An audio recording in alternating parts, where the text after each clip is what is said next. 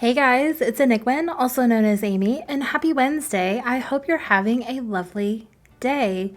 I'm gonna point out that my voice might sound a little bit different. It's the weather's weird. Like we're having tornado warnings and watches, and like we've had to take shelter once so far. Hopefully that's the only time we have to take shelter.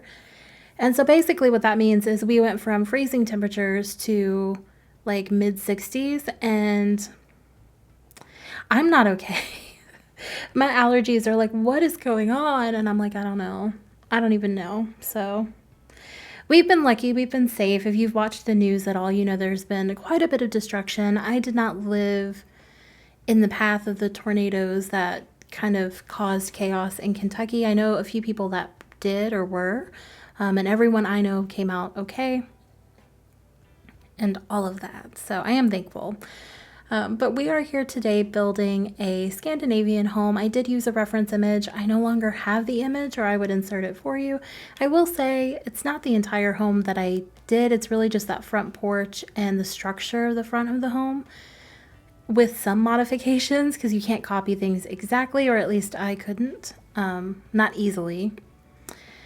And I'm actually quite pleased with how this turned out. I was a little bit worried. Not worried's the wrong word. I was a little bit nervous, apprehensive maybe, about how there's so many modern elements to a home like this that is also kind of borderline rustic. And also, it just, homes like these are so beautiful because it's like living in a museum.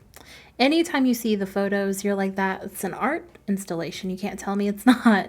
And it's so hard to replicate that because there are just certain things we can't do here. Like I think one of the images I saw, it was a white brick living room, and it had this beautiful, beautiful like sectional sofa that had all these different textures and things on it, and the color was this really muted gray. Everything was this muted gray or white, and then on the wall, the only bit of color was a sculpture of a red bicycle. And I say sculpture because it was basically the metal frame and like the wheels and nothing else. But it was really pretty. I can't do that in the game.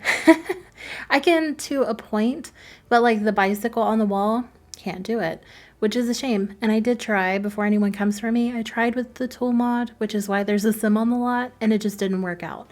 There's also a sim on the lot because we're going to use the tool mod to create a firewood pile or stack in the front. You'll see some of that. I don't leave all of it in because it took me quite a bit of time. I want to say it took me like 30 minutes of in real life time to do, and leaving it in like even edited and sped up, it was too much. It was too much.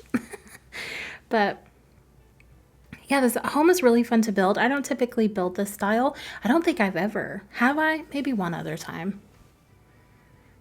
Possibly one other time. I'm like thinking back now. Maybe one other time in Evergreen Harbor, maybe. But I don't know if that was really the style. Who knows? Not me, obviously. But I did really enjoy it. It's not, again, not something I see around here, but it is always something that I enjoy seeing. So this is that firewood stack that we're going to see. I did lay out a few items, and I used the OMSP shelf to raise them up to where I needed them to be, and then use the tool mod to lift the whole piece of wood up. Otherwise, you were only going to see half of it. Now, if I was good at math, I'm not, but if I was good at math, I could just have added a certain amount to the, like it's a percentage to the elevate feature, but I could not figure that out, and I didn't want to sit here and try to, so I did it the long way, and it worked, right? Like that's what the most important thing is it worked. I was trying to make this modern mailbox work, and it just doesn't. I hate it, so I end up getting rid of it. But we bring something else back. I was trying to stay away from the wall mailbox that we got with Snowy Escape. That one's my favorite. It is my favorite, and I wish we had more like it because I don't really like the ones that go in the yard. That's probably just me, but I don't like them. And maybe that's just because I'm tired of them. We've used them for so long and we've had them for forever. And maybe it's just because you can't decorate around them if you want them to work. And that's the real tea. So I decided to use a combination of the terrain paint with these debug paver things And it looks really great in the spring. Once you hit snow, it just kind of looks like grass tufts because you can't see the rest of it. But I decided to go with that instead of tile. It just ended up looking not as flat, but it still kind of looks flat. I don't know. I don't even know how to describe that particular issue I was having. I questioned a lot of decisions that I made with this one because I liked it so much. I didn't want to ruin it. Hopefully that made sense. But we're kind of finishing up the fleshing out of the front yard. I didn't really know what I was going to do beyond this, and I decided to do what I normally do, which is on the side and the very back of the lot, just trying to make it blend in with the edges of the world. And then we fence in the area to the right, which will be the backyard. I have the hiccups. I don't know why I'm nervous. But it'll be to the right there in that big open space. I struggled with the side backyard thing so hard, and I don't fully understand why. I had a vision and was having so much trouble bringing it to fruition. And it was kind of frustrating at times. I got there in the end. I really love the end result, but the journey, the getting there was what was about to do me in. I almost scrapped the entire build and was like, okay, we're just going to table this. We'll come back to it later. And I'm glad I didn't. I'm glad I stuck it out. There we go. I changed the mailbox. This is not a favorite of mine just because when the seasons hit, the flowers on top don't change too. And that kind of bothers me, but not enough for me to not use it. So as you can see, we're shifting things over. The mailbox does end up being unreachable. I don't move it just because I like where it is. And I think it's just the plant that I place in front of it. So if you end up downloading this and you need to use the mailbox, just move the plant that's in front of it. Even though it's a debug and they should be able to walk right through it, they can't. So that is something to keep in mind. I did decide to wrap the fence, the outside of it, not the interior, with these bushes. All of the plants that I've placed up until now have been debugged except for the grass that's in the front. So it's all free. And it's pretty easy to get rid of. It does stick through the fence a little bit. I decided I didn't mind that because I was going for an overgrown look anyway. And that's the plant you'll probably have to move just to get the mailbox to work. I didn't mind it. I pay bills from the phone. I don't mail things off or check the mail often, so it's just not a feature I was really that worried about. And then we move on here to the backyard. Now I decided for this family, we have a young adult sim living with her husband or partner, boyfriend, girlfriend, whoever. I'm picturing a husband in my head, but it is a young adult female sim. And this is the home that they bought. She really likes to garden, I think. This is kind of her escapism, her getaway. And they have taken in her teenage brother. Now, I don't think he's a full sibling. I think this is a half sibling situation. So maybe they share a mom or maybe they share the dad. I didn't think about it too deeply in that aspect, but I think what has happened here is it was just not a very safe or advisable. I'm trying to be family friendly. It was not a great environment for him to be growing up in. He wasn't thriving, and she offered, hey, do you want to come live here if that's okay with everyone? You can stay here, finish out school, maybe start university. We don't mind to have you. And he ended up agreeing, and that's the situation. It's hard to describe something like that without being a little bit graphic, and I don't want to do that here. So, not the best circumstances, but he's in a happy situation now, which is something we love. I decided to give them this little patio area where they could come sit out here and eat and grill and maybe entertain a little bit. There is a chicken coop. I don't put chickens in it, but you can. I just liked it for the aesthetic. And then I decided to come in at the last minute and give them a fire pit, but I did it a little bit differently. So we laid down a bed of gravel, we do lay down the fire pit, and then I placed these chairs that were from Eco Lifestyle. I decided it was too close to everything, and I move it back just a little bit. And that's pretty much it for the backyard. So it's definitely a space to kind of connect with nature. You can entertain. There's not a whole lot to do, but there is definitely some things to do. Then we jump into the living room, and this is my favorite room in the entire build. I was so stoked about this. This is where I took a lot of inspiration from that picture I was telling you about earlier. It's not exact, but I was like, okay, love the vibe, gonna use that. So we're just kind of laying out things. I did decide to use this It's a fireplace, I guess. It's really not though. But I use that. I wish it didn't have pebbles on the inside. I wish it was wood, but that's fine. We can pretend, right? I then placed this lamp with a reading chair next to it. I'm thinking this is more so a reading nook, but it does also provide them with another space to sit. I had no routing issues with the stairs or anything like that, or the door. I did play test everything inside thoroughly, and I didn't have any issues with playability. So hopefully you don't either. And then we do this wall back here. I was going to use a sectional sofa, and I tried so hard to make it work, and it just looked weird. I could not come up with a layout that wasn't going to cut off the TV, or it just wasn't working for me. And I have a sectional at home. Like, I love sectionals, and I just could not. In The Sims, they're weird. It's the proportions. It just didn't spark joy. So I gave up on it quickly. I just went with this sofa. I figured they have the chair as well, so you can sit at least 4 people here, even though only 3 people live here at the moment. So in the screenshots, you'll notice for this room, I do put a Christmas tree, and I do decorate the tree. It's not in the build because I decided to do it after the fact. I wanted this to be kind of wintry since it is the week before Christmas, but I didn't want to do a full-on Christmas build. I did the toy shop, and I'm not Christmased out, but I am having a little bit of trouble getting into the Christmas spirit.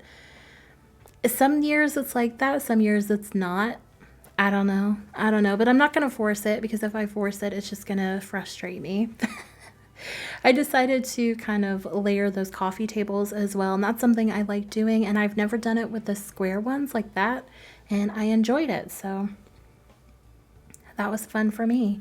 I then mix, as we jump into the kitchen here, the base game industrial countertops with the ones that we got with Dream Home Decorator. It's not the ones that are plastic, it's the other ones. And the wood tones are close enough that I thought it worked really, really well. I've never done a kitchen in this color scheme, and I'm surprised at how much I like it. I don't know, color me shocked, because I was like, what?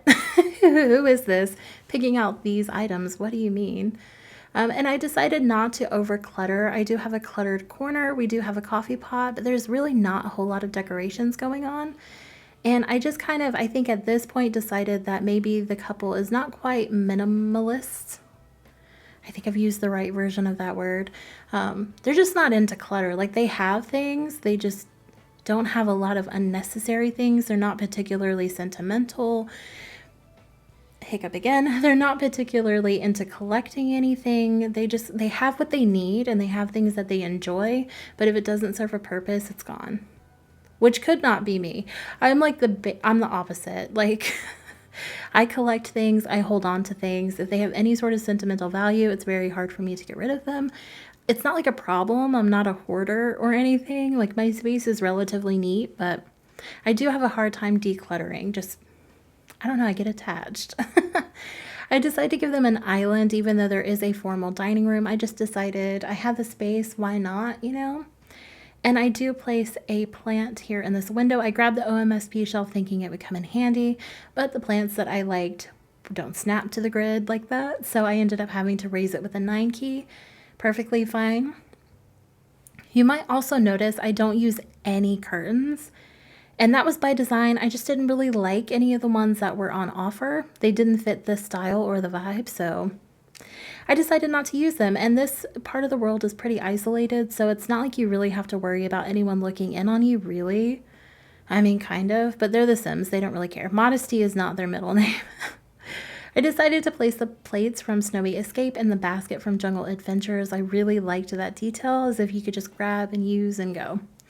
Then we work on the dining room. This is not an overly decorated room. It takes like 2 seconds for us to get through, but as you may have noticed, I'm using a little bit of yellow throughout.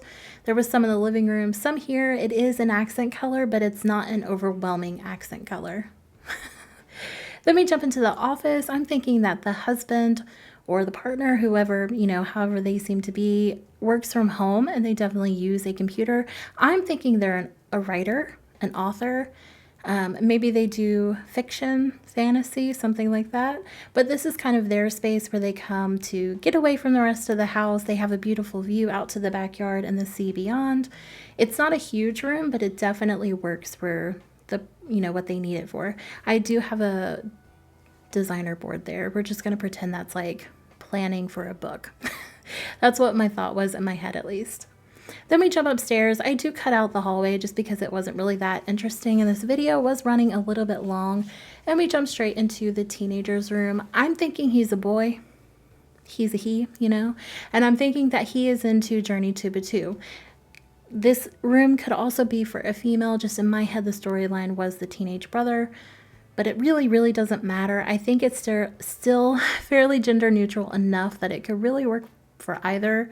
But I'm just kind of going through and pulling out things that scream teenage boy to me, since that's who I had in mind.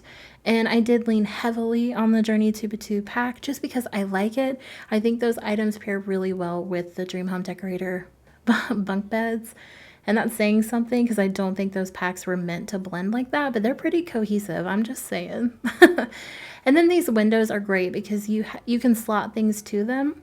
The OMSP shelf was kind of like interfering with routing, so I had to move that. But then after that, everything slotted pretty well, which is great. I give them a small dresser.